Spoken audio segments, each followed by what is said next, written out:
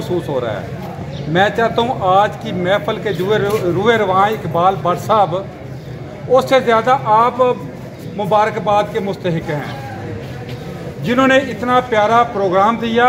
और सबसे अच्छी बात जो है, आपने इतना प्यारा लीडर जो है अपने खाते में डाल दिया।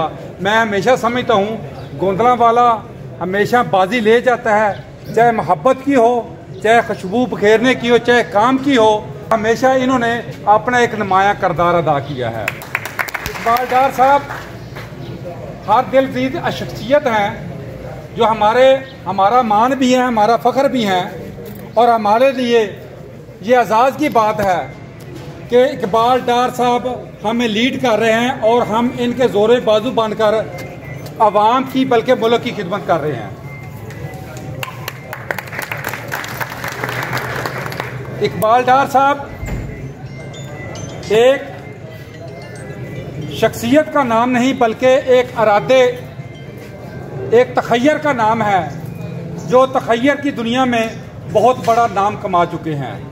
आज जितना इनका बड़ा नाम है, जितना बड़ा कद है, हमें खुशी महसूस हो रही है। यकीन माने कि हम जब अलीपुर चट्टा से चले थे तो हम ये सोच रहे थे कि इकबाल भट्ट साहब से मुलाकात होगी, किन अल्फाज के साथ इनका शुक्रिया अदा करेंगे कि इकबाल भट्ट साहब